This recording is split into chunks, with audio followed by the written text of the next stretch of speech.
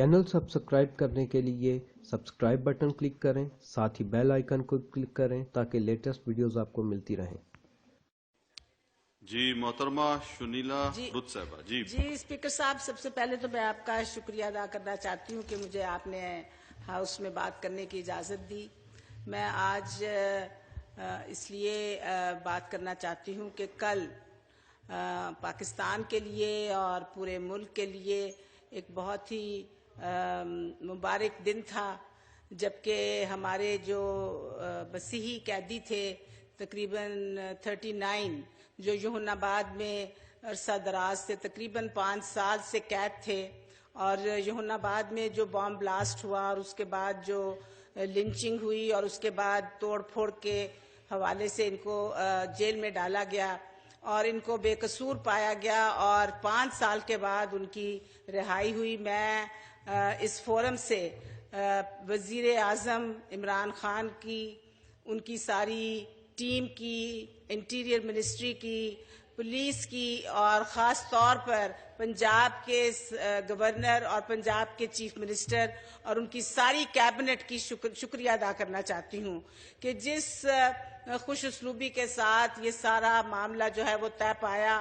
اور گورنمنٹ کی مشینری نے جتنا تعاون کیا اور جس طریقے سے ان کی کل سموتھ سیلنگ ہوئی اور ان کو وہاں سے روپ کار کے ذریعے ان کو اپنے گھروں میں لے کے جانا چاہیے۔ میں سمجھتی ہوں یہ پاکستان کی جیت ہوئی ہے، یہ انصاف کا بول بالا ہوا ہے، اور عمران خان کا جو خواب ہے کہ پاکستان میں انصاف جو ہے وہ ہر طبقے کو، ہر مذہب کو، ہر انسان کو جو ہے برابر کا دیا جائے، میں سمجھتی ہوں کہ ان کا ویژن کی تکمیل کی طرف ایک قدم ہے۔ تو میں ساری قوم کو مبارکباد دینا چاہتی ہوں۔ میں ان مسلمان بھائیوں کا بھی شکریہ ادا کرنا چاہتی ہوں جو اس سفر میں ہمارے ساتھ رہے اور جنہوں نے اس معاملے کو بھی رفع دفع کیا اور اس کام کو ختم کرنے میں انہوں نے اپنا کلیدی کردار ادا کیا۔ تو میں آج وزیر اعظم کو آپ کی وساطت سے مبارکباد بھی دینا چاہتی ہوں، ان کا شکریہ بھی ادا کرنا چاہتی ہوں۔ میں سمجھتی ہوں کہ پاکستان میں اقلیتوں کے تحفظ کے لیے ان کی